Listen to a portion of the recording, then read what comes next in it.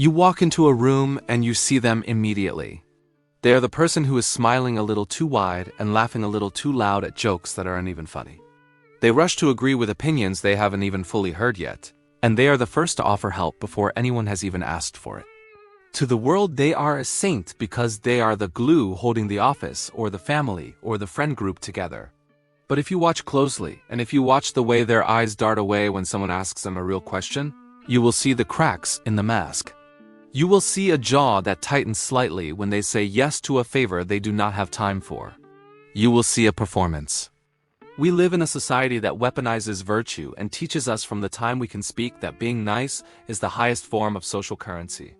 But there is a profound difference between goodness and niceness, and understanding that difference is the key to reading the people around you.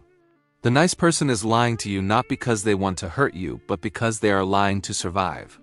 The deception is buried under layers of excessive virtue and performative selflessness. Nietzsche warned us about this when he observed that excessive virtue is often disguised vanity.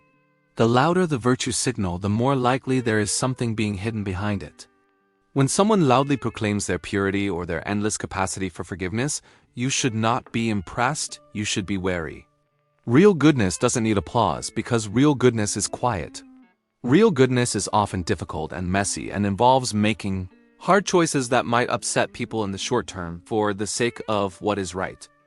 Niceness, on the other hand, is a shield designed to protect the ego from the terrifying possibility of rejection. The person who is overly kind is often terrified of being seen because they have learned that if they flatten themselves into a doormat, no one can stumble over them. If they become a mirror reflecting everyone else's desires, they never have to risk the vulnerability of having desires of their own. To understand the psychology of the nice person, you have to look at the shadow they cast. Carl Jung famously taught that the brighter the light, the darker the shadow, and this applies perfectly here.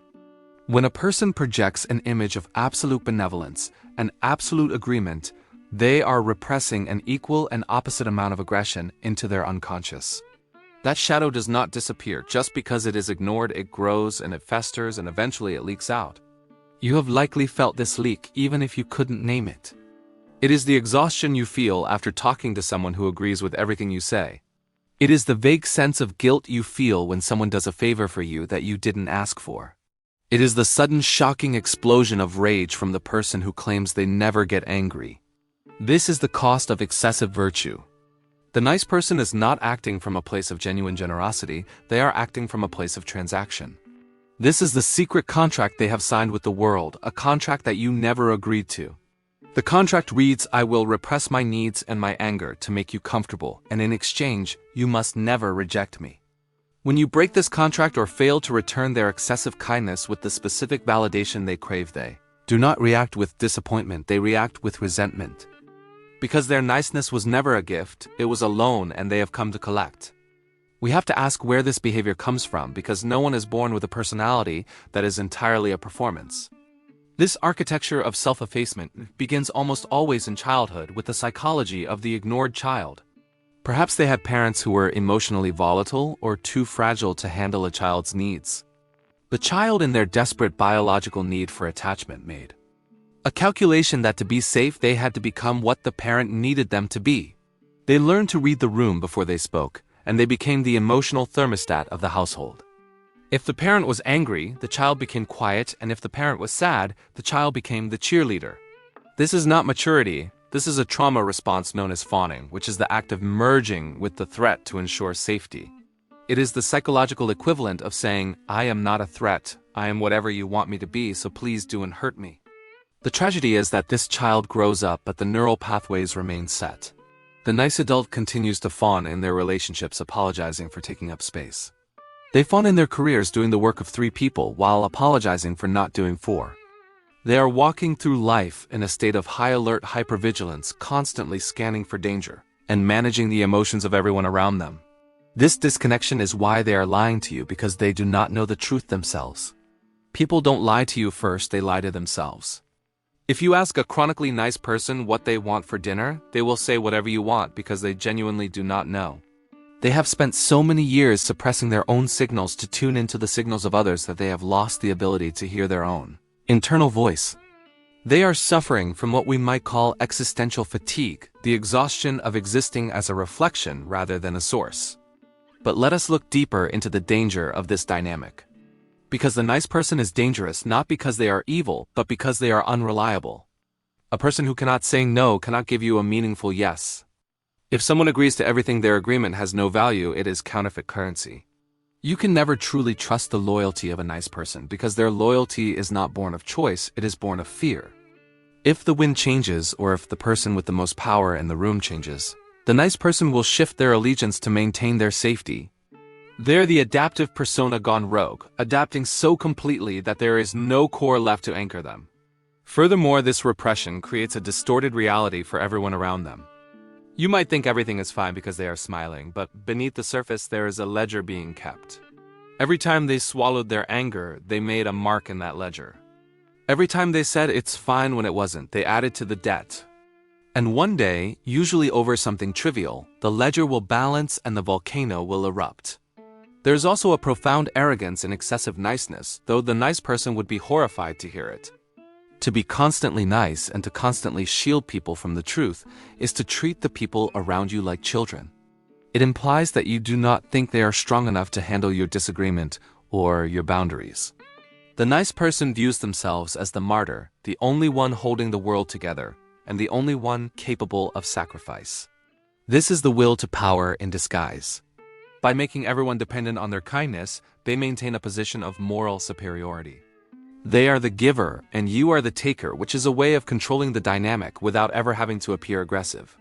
True intimacy requires conflict and the collision of two authentic wills.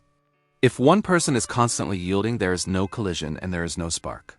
The relationship becomes sterile and becomes a performance of harmony rather than the messy reality of love. This is why we are drawn to people who have edges and shadows. We are drawn to people who can say no because we know that their yes is earned.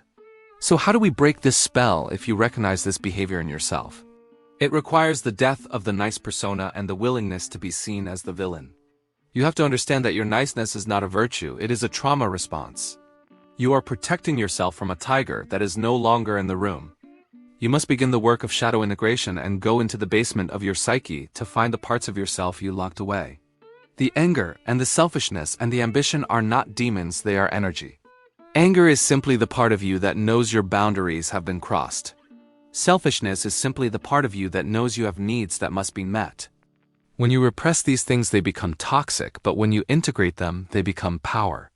A harmless man is not a good man. A good man is a dangerous man who has that danger under voluntary control. If you are incapable of cruelty, your morality is not a choice, it is a lack of options. But if you have the capacity for aggression and the capacity to say no, and then you choose to be kind, that is virtue. You must stop seeking to be liked and start seeking to be respected because being liked is cheap. Respect is expensive because it costs you your comfort and the false safety of the herd. To be respected, you must be willing to be disliked and misunderstood. This is the terror the nice person runs from, which is the disappointment of others. But you have to realize that other people's disappointment is not your death. If you say no to a request and the other person gets angry, that is information about them, not a condemnation of you. It reveals that they valued your utility more than your reality. It reveals that the relationship was conditional on your submission, and losing that kind of relationship is a liberation. You have to learn to tolerate the silence that follows a boundary. When you say I can't do that and there is an awkward pause, the nice person's instinct is to rush in and fill that silence with apologies. Stop and let the silence sit because silence reveals more than words. You do not need to justify your existence or apologize for having limits. The transition from nice to real is a turbulent one, and the people who benefited from your lack of boundaries will not applaud you. They will say you have changed, and they will say you are being selfish. In a way, they are right because you are becoming a solid object in a world that wanted you to be liquid. It is also important to mourn the years you lost to the lie. There is a specific kind of grief that comes with realizing how much of your life was spent performing for an audience that wasn't even watching. You walked past opportunities because you didn't want to seem aggressive. You stayed in relationships that drained you because you didn't want to seem mean. Acknowledge that grief, but do not let it turn into the toxic regret that keeps you stuck. Use the anger at your past self-submission to drive your present self-sovereignty. The nice person believes that if they are just good enough, the world will be safe, but the world is not safe. No amount of smiling will prevent tragedy, and no amount of fawning will prevent betrayal. By trying to insure yourself against pain, you are insuring yourself against life. You are living behind a glass wall, watching the world but never touching it. Drop the mask, because the world does not need more nice people. It has enough people who are polite and terrified. It needs people who are real and who have blood in their veins. It needs people who can fight for what they believe in and who can love with ferocity rather than desperation. Show them the three-dimensional reality of who you are, including your edges. Some of them will leave, and you must let them. The ones who stay will be falling in love with you, not the mask. For the first time in your life, you will not have to wonder if you are truly loved or if they just love the service you provide. There is a freedom on the other side of niceness, which is the freedom of being unconcerned with the good opinion of others. It is the freedom of knowing that you can survive rejection. It is the freedom of finally telling the truth. The nice person is dead. Long live the real person. The next time you feel that instinct to shrink and to agree when you want to scream, pause. Recognize the lie and choose, even if your voice shakes, to say what is true. Because the truth is the only thing that is real, and anything less is just a polite way of dying.